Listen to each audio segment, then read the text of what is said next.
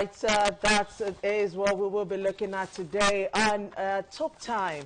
As always, as we said while we're opening the show, we take it easy on Fridays. And today we're looking into the entertainment world, music, to be precise, a way of life.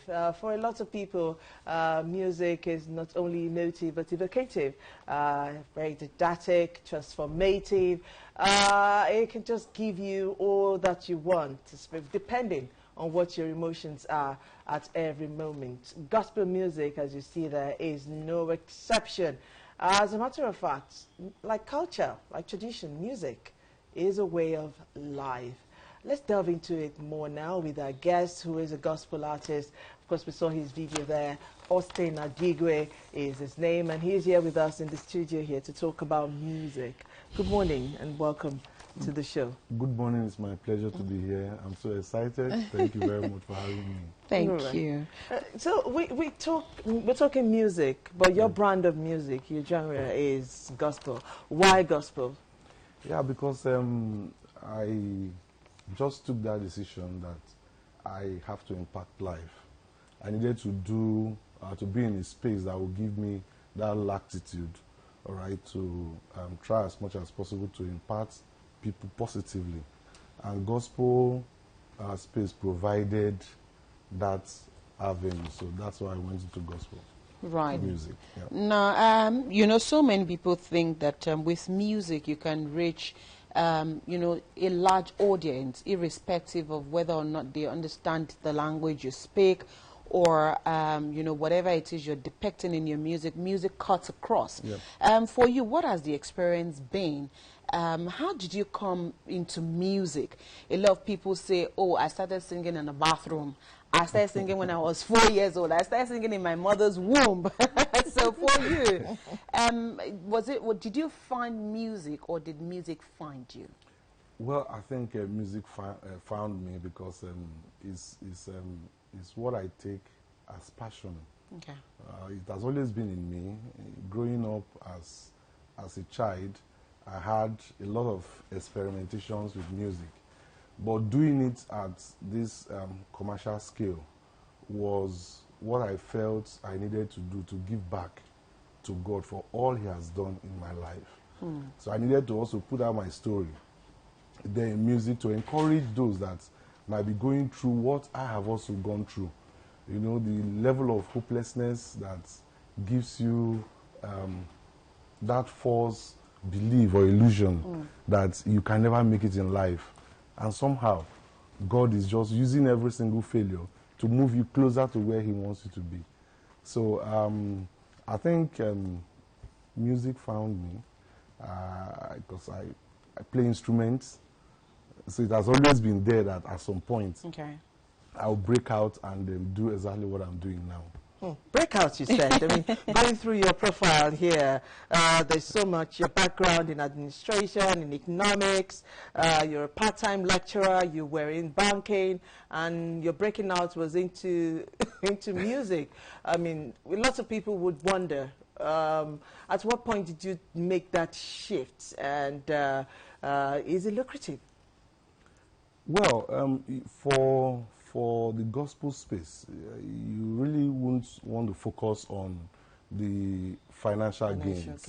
What I've come to realize is that God may not necessarily bless you from the music you're doing, but He opens up other doors, all right, from where you would sustain, because the project, where you sustain the project.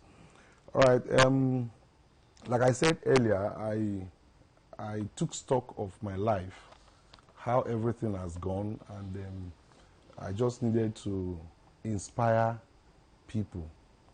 I just needed to inspire people. I knew that this is exactly what I wanted to do.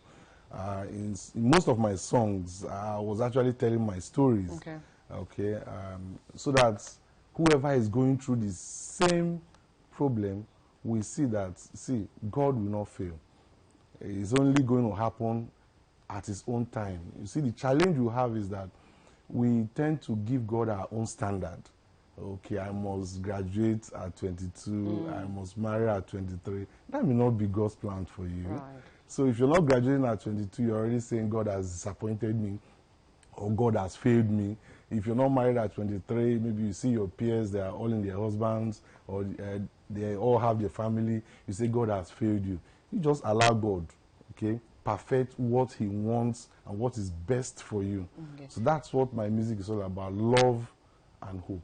Right, your music is all about love and hope, but again, rarely do we do music in this part of the world or anywhere at all in the world without looking at the commercial gains. Yeah. You talked about that earlier, that you started doing music commercially at some point in time. So let's look at the challenges of doing music commercially, even though we know that, yes, we get informed, we get entertained by music. But then for you who is doing music, at least you need to put back money into your pocket. So what are some of those challenges that you've faced or you're still facing that people can actually take a cue from? Okay, I think the first barrier you need to breach is acceptance. Whatever material, whatever content you're putting out, first of all, you need it to be accepted by the audience. Now, once that is done, then you now move to the next level, okay, of having engagement that would reward you financially, or having materials that you can actually put out and people will see value in them and will be willing to part with their hard-earned money, you know, to get. But that might be the general view, which, of course, I'm very much familiar with. But, you know, I know it will come, but I'm not actually focusing on the music that I'm doing to give me the kind of reward that will sustain it. I just believe that as I'm doing it, I'm getting comments, I'm getting feedbacks, you know, people come on my handle to say I was down at some point, someone gave me your song, I listened to, and I got inspired. So that is more fulfilling than getting monetary. Very fulfilling, very fulfilling. In short, there was this song, Jesus Never Fail, that aired on LTV. You know, after that, after the song, someone chatted me on Messenger, Facebook Messenger, that he's been waiting on God, you know, for the fruit of womb, for the wife, you know, and things hasn't really been so rosy for them. But after listening to that song, he felt energized. He kind of gave him that belief that, yes, this could still happen, no matter what people around you are saying, no matter what even the experts have told you, that it could still happen. Okay. So those are where I draw my inspirations from. Wow. However, like you know, to do music also involves money, because you go to the studio, you pay. There are very good stations like yours that pick materials because those materials are good and start playing without necessarily stressing you. Okay, so now, for you to sustain the project, you need money. Right. So I've also made my own preparations before I came in. Okay, to say, all right, let me see how I can push myself to a certain level. Even if I now come to somebody and say, okay, I need support, you will look back and say, oh, you've done this much. So it's easy and, I mean, it's viable. Right. So let me now invest in you. Now, the problem is you're starting something, you know, as a startup, you are still going to people to say, I want to do this, give me this, give me that. That is where it's a bit difficult. But if you've been able to at least start up something that they can see, you know, it becomes easier to get support. So friends have been supporting me anyway. What gets you through that period? Because you've talked about sustenance, you've talked about consistency, which is key, especially if you're in the creative world. It just doesn't work for you as you think. A lot of times you'd be on it for decades. I mean, Burna Boy is a classic example of how he's toiled, you know, for the success he's had today. For those who are watching now, who are upcoming, who are trying to break out and break into the industry, what will be the key factor for sustenance and for consistency towards success? Okay, I will just summarize them to be one: originality. Don't be carried away by what every other person is doing. Just be yourself. build your own brand. It's going to be difficult, but just build your brand. That's one. And secondly, the content you put out there should also be content that adds value to people. You know, there are songs that will entertain you, you dance, but after the dance, that ends it. No moral lesson, no inspiration from the song. So they only remember you when they want to dance. Okay, but you need to have songs that will impact life. We free people from too many troubles that we are going through. That is the way you can sustain, all right, yourself in this particular space, because it's actually tough, you know. But once you start copying or not being original or just putting out songs because it's convenient to put out those songs, then you run into a problem. I was really hoping you would mention the quality and the lyrics of a song. I was glad you did that. Is there a pressure on you constantly? I mean, we talk about lyrics we listen to or we hear these days, and a lot of times you're forced to want to compare it to growing up, the kind of lyrics you listen to, morally uplifting, morally edifying songs you'd listen to in those days as against what you have nowadays. Is there constantly a pressure, especially when you have to pen down your lyrics or come out with a single? Yes, of course. The pressure is always there because you don't want to go below the standard you've set maybe in your previous singles. But what has actually helped me was before I came out to say, I have this song, I had actually produced almost 25 songs before I came out. I was just producing them, I would listen to them, send to my family members, please criticize this song, if there are things we can still do or add. Okay, so then there was no pressure on me. So I had time to actually organize the content, all right, targeting particular aspects of life. Like I have songs that speak to healing. Okay. And healing does not just stop at medical, whatever. Healing could be relationship between husband and wife who need healing. They may not really know that what they need is healing. So I have song that is dedicated to hope and faith. So no matter what you're going through in life, the song tells you that God will come through for you. So I have songs like that speak to specific needs. So I was able to complete production, everything of about 20 songs before I actually put out my first single. So now I have songs that can sustain me for a long time, while I now take time to also, you know, produce or improve on the previous songs. Right. Now let's talk about another challenge that I know that musicians do face in Nigeria would be that of record labels. Do you have a personal record label, or are you on the label of someone else?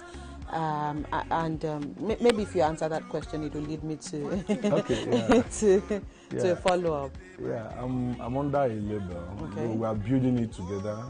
That's John Welch Music.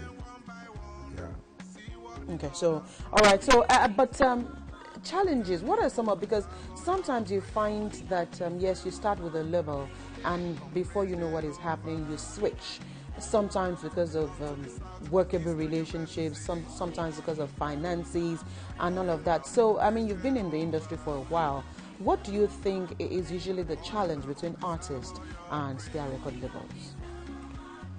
Well, it's multifaceted, but I think one of the major challenges are usually the ambiguities in some of the contracts they sign. Some of them don't really take time to go through those gray areas. Okay. Though even if you had seen the gray areas and well explained to you, you could still play along, you could still go ahead with it.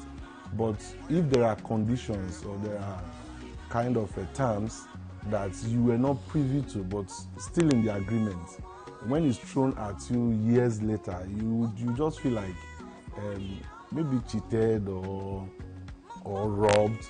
So, and once you feel that, your working relationship can never return back to normal. So it's important that if you are signing your career up to a particular music label, number one, don't be in a hurry. Go through the times and be sure that the times you are accepting now that you are an upcoming act, okay, when you become a superstar, those times will still be okay. Not just accept because you want to gain fame. And once you gain fame, you start saying this is not right, this is not good. So for you as a gospel artist, if you want to look into the next 5-10 years, what would you hope your music would have done for Nigeria, and where do you see yourself in next decade? Most importantly, I would love my music to have impacted more lives. I want to win souls for God. And it cuts across all religion. The way I structure my song, you will be able to enjoy and at least pick out the lyrics and use it, okay, the way it affects you. What I'm focusing on majorly is that I impact as many people as possible in the positive sense. That is my mission. For people and for yourself in the next 5-10 years, where do you see yourself? In the next 5-10 years, I still want to see myself doing better things in the industry, and also helping the younger ones also, avoid the pitfalls in the industry, and also to help them stand strong. Any collaboration? Are you looking at collaborating with any gospel artists now, or have you? Yes, I have a collaboration with a Ghanaian, Joe Buampong. Okay, together we did a Call to Love. The song has been released online, but I think we should be shooting the video before the end of April, all right, so that it can actually go on TV. Okay, so yeah, I've done that collaboration with him, and it was done during this time that Ghana and Nigeria were having issues. Okay, so we just got together online and said, well, let's just do something about love. Okay. Because the whole essence of this life, no matter what you amass as wealth or whatever, they are all vanity. The whole essence of life is for us to help one another, love one another. That's actually what you have as an asset when you leave this world. So we just got together, did this song, and it will soon come on air on TV. And let's take a look at the relationship between studio recording and live audience.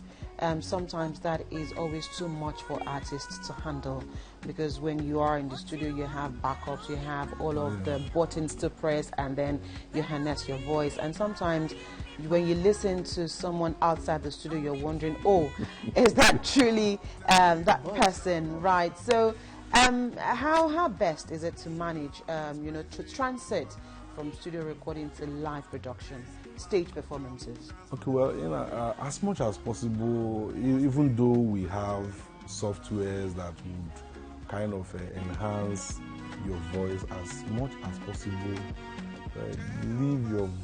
just let them be less distortion to your voice, so that whenever you sing, whether live or in the studio, somebody can actually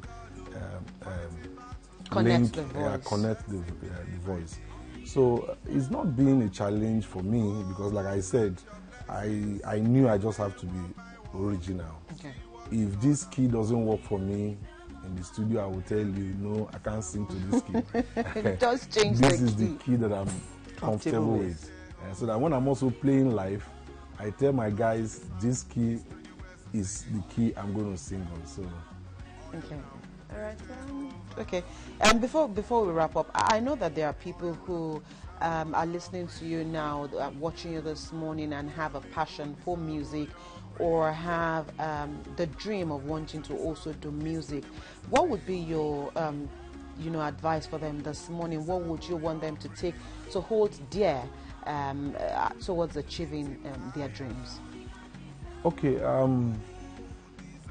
Number one, decision to go into music is a good one, because music is the language of the soul. So you have to de-emphasize this quest for money, fame, maybe with your first single. Okay, just allow things to play out naturally. But first of all, work on the material you're putting out. The lyrics has to be such that will compel your audience to listen. Okay, then pray to God. And just like every other business we do, it will take its natural course. You know, music is just like a product, and we're taught product life cycle. Yeah. You can't jump it. You come out, you are going to work with less reward. Okay, so don't give up. It's just the process. Over time, you also begin to see reward and less work. Okay, I mean, it's a process. It is not. It is not a day's job, like they always say. All right, Austin Adigwe, thank you very much for coming on the show. It's my pleasure. Thank you. Right, we've been with Austin this morning, and we've talked about music as a way of life, and he's also taken us through his career and how passion is keeping him on at ensuring that he continues to impact life. And the takeaway for him this morning is, if you'd like to do music, just keep at it, keep at the tenacity, and you will get there. Thank you so much to everyone who sent in messages during open access. Actually, your messages are still coming on the show. I'm sure that that's another topic. Maybe we should look at it again sometime soon. A lot of people are still talking about how to cope with their in-laws. But what people are saying is me and my wife or me and my husband. Okay. Thank you so much today for all being part of our show. God willing, Monday morning, we'll be back here at 9 a.m. to take you through another beautiful week. But remember, stay safe over the weekend. If you need to step out of your homes to a large gathering, ensure you use your face covering. Thank you for watching. Stay safe. I am Abimbola. Hello. And I am Melia Esangbedo. Tomorrow is the International Day of Happiness. Seek happiness for yourself. Seek it the right way. Music is a good way. Gives you that spark of emotion and makes you feel good. Until we see you again next week, thank you everyone behind the scene, all of you at home. We do hope we can do this again next week. Bye for now. Enjoy the rest of your day. Programming continues on Lagos Television.